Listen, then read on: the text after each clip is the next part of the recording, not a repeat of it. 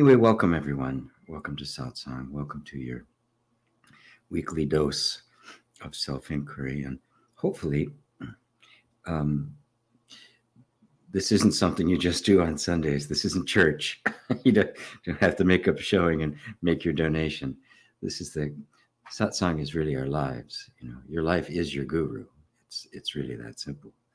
And we should remember that as we're tempted, even hypnotized into struggling with life. And you know, even when you've become rarefied, right? A certain spiritual mentality has been attained, a sattvic state. They would refer to it as, which is the highest state one can attain and still have a very subtle personal sense of identity.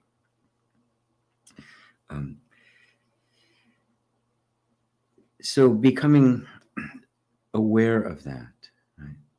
Becoming aware of, be willing to offer up even the most subtle of that sense of identity.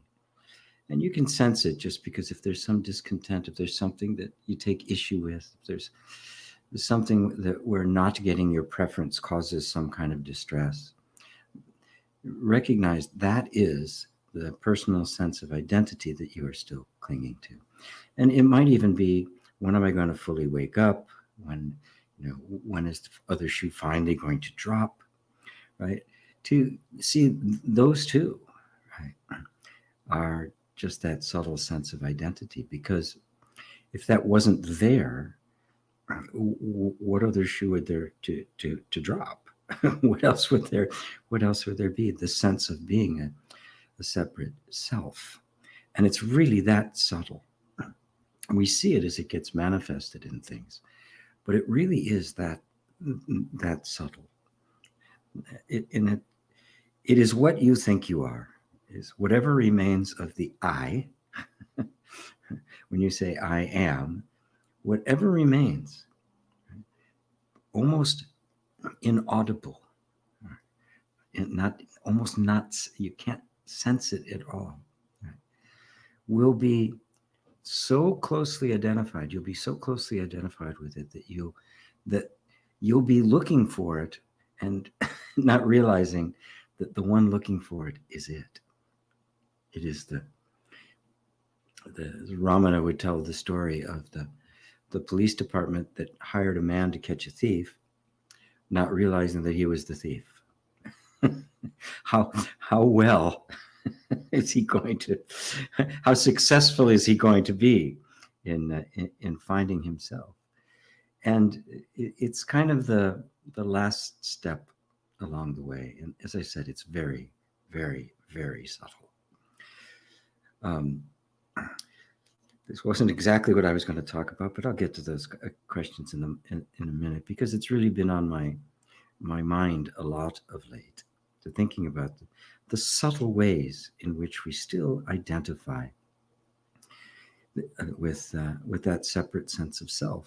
And there's a lot of people I know who have developed just that high degree of sensitivity, that high degree of that rarefied attitude, develop of patience and equanimity and compassion and just sweetness of being, and have felt the freedom from a great deal of suffering, to the point where there may not be any real suffering to speak of. And there may not be any triggers or reactions when something, pops up from the past, or some button gets pushed that hadn't been pushed before, and you see the reaction. But there's no going along with it. It's a very refined state of mind. And one that's probably the necessity, the step along the way. It's the one that the various forms of Tibetan Buddhism seek to cultivate, the cultivating of compassion, and selflessness and service. It's karma yoga, it's seva yoga, it's bhakti yoga, it's the path of devotion. All of these create a very rarefied, a very nuanced, a very subtle being. Right? Now, if that were universal, we'd be living in a very different world, for sure. Right? But it's not the last step. That isn't the final shoe.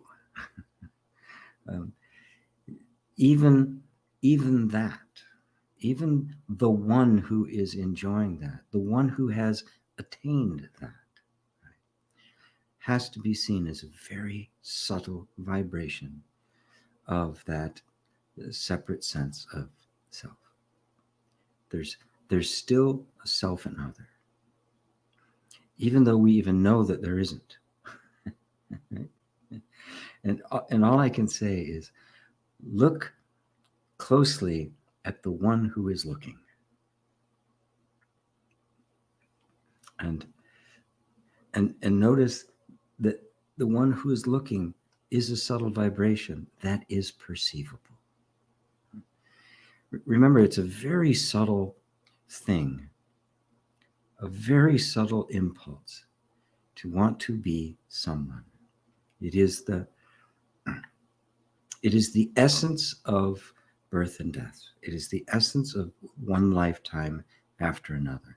It is the subtlest of all of the impulse, of all of the desires, the desire to be someone. In its gross form, it becomes the ego. I want to be somebody. And you may want to be somebody important. And some of us attain that and may want to be somebody who's a celebrity. What it is at its root is it wants to be somebody that's recognized by somebody else in some form. And that doesn't even have to be somebody great, by the way. Somebody can identify with being the victim, right? Because it's an identification that has worked in their life, right? Being less than, being not enough. It can settle in as an identity because it's better, as far as that false sense of identity is concerned, it's better to be somebody that's not very good than to be nobody at all. The mere idea of being nobody at all is frightening to the mind. And it should be. Because it's I'm nothing. I'm no one. I spent all my life trying to be somebody. What do you mean I'm nobody? And of course, it's terribly misunderstood, and it's not the kind of thing I teach right out the gate. And as you probably noticed, I don't bring things like that up very often because there's a preparation that does need to take place. And that preparation gets us to the point where we can ponder what it means to be nobody and still be involved in a life where we are a flow rather than a thing, that we are not stuck in a particular identity. That's all it means. It doesn't mean you don't exist. And I've talked to people who have had teachers that's the sense they got, that I don't exist. How do I see that? How do I existence? How do I do that? And of course, it's absurd, because if you didn't exist, we wouldn't be having this conversation. There would be literally nothing. Right? So the very fact that you are aware means that you do exist, which, if you ponder that enough, you'll see that awareness and existence are one and the same.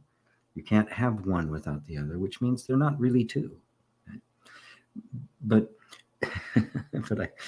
I digress, and I completely lost my track of what I was talking about. But just that subtle sense of I want to be someone is something to be probed.